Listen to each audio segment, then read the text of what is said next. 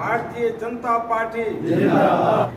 अभी प्रथम चरण में हमारा चुनाव जिला का हो गया, फिर द्वितीय चरण में 25 तारीख तक मंडलों का, जिसके अंदर पाना प्रमुख, बूथ अध्यक्ष यानी बूथ कमेटी, अन्य हमारे मंडल कमेटी का निर्माण किए जाएगा।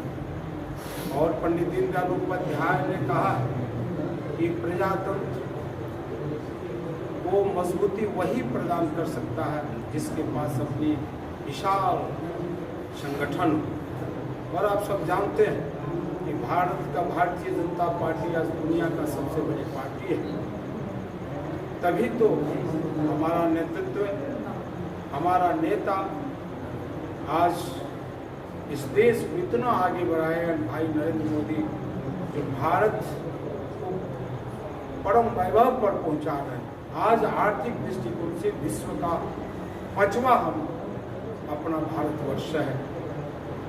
और इस तरीके से हम पार्टी के ये कैसे हुआ, ये संगठन तंत्र, जो हमारा संगठन जो करने का जो हमारा तौर तरीका, इसीलिए पंडित दीनदयाल उपाध्याय ने कहा है कि संगठन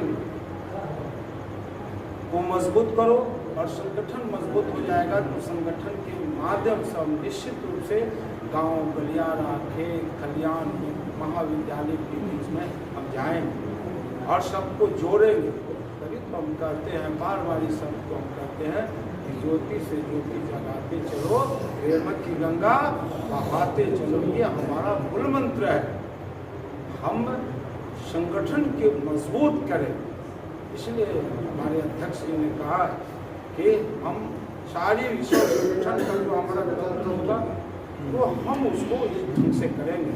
इसलिए जो पूर्व के वक्ता जो लोग भी बोल रहे हैं उसमें हम जोर का चिन्ह देते हुए आगे बढ़े।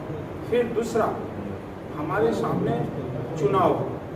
आप जानते हैं कि विधान परिषद में 75 सीट और विधानसभा में 243। हम 243 में हम 78 और आजम 78 हम है, 79 वो है। अब जरा कल्पना कीजिए, हम इसी लोकसभा में अगर हमारा कुछ सीट बढ़ दिया रहता तो हम बिहार विधानसभा में सबसे बड़े दल के रूप में जाने जाते।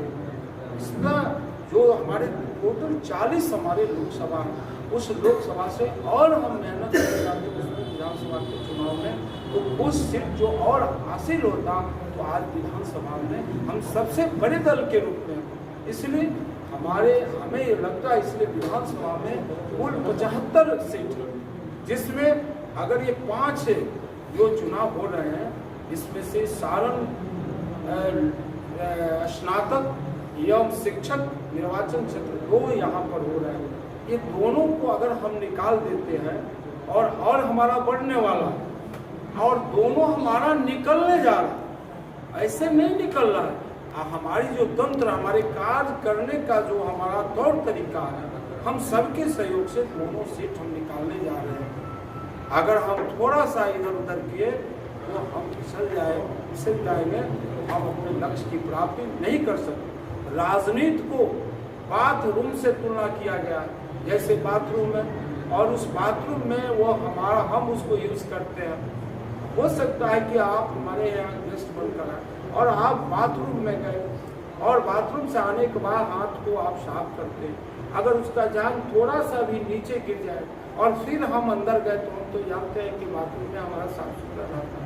और थोड़ी भी सतर्कता इधर उधर हुई तो हमारा पैर जब फिसलेगा तो शरीर का कौन अंग टूटेगा, कहाँ नहीं जा सकता है। कभी कभी तो बाथरूम में गिरने के बाद फिसलन के कारण आदमी का मौत हो जाता है।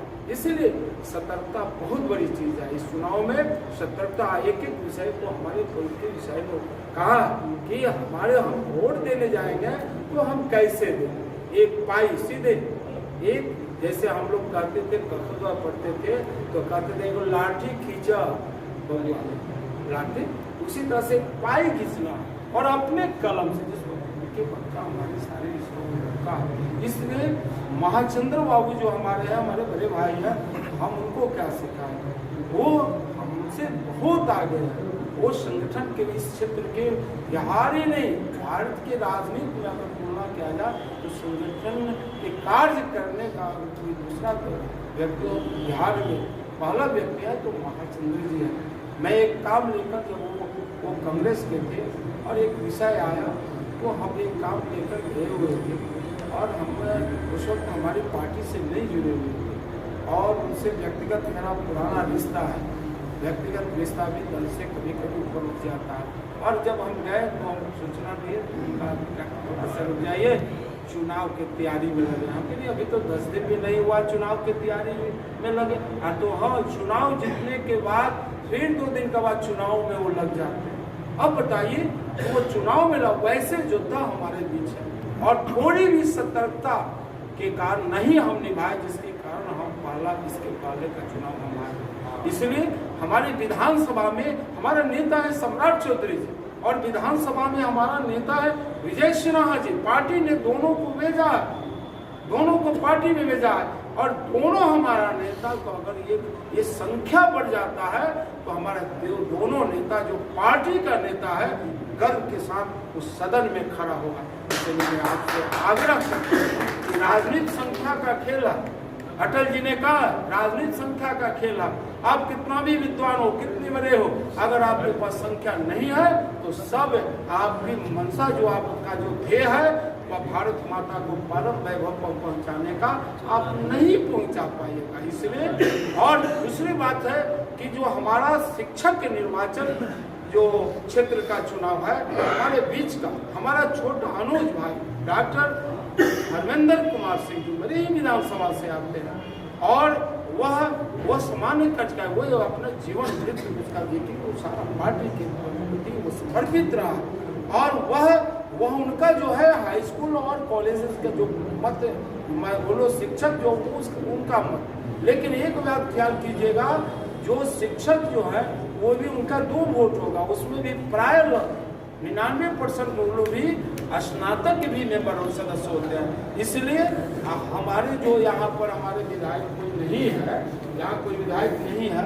लेकिन हमारे पूर्व के प्रत्याशी हैं, हमारे पुराने हमारे यहाँ पर सुदामा बाबा हैं, वीरेंद्र जी है, सब बाबा है, सब लोग मिलकर आप सभी विद्यालयों में जो यहाँ पर इसके अंदर 34 से आपको संगठन के दृष्टिकोण से शक्ति केंद्र है और नालादपुर, एक माँ पूर्वी, एक माँ पश्चिमी, एक माँ नगर, फिर माझी का पश्चिमी से ये जो अभी इसका एक बूथ जो होगा हमारा लहलादपुर का स्वतंत्र रूप से होगा, वहाँ वोटर्स हमारे हैं। फिर एकमा में तीनों खंडों को तीनों मंडलों को मिलाकर पूर्वी पश्चिमी हमारा ये बूथ हमारा ये यहाँ पर प्रखंड विकास कार्यालय में और फिर माझी जो है जो इस विधानसभा में माझी का दोनों यानी वह 3 विधानसभा से जुड़ा हुआ है। माझी आपको बनियापुर से भी दो पंचायत है ना, एक पंचायत है, 3 है और वो 3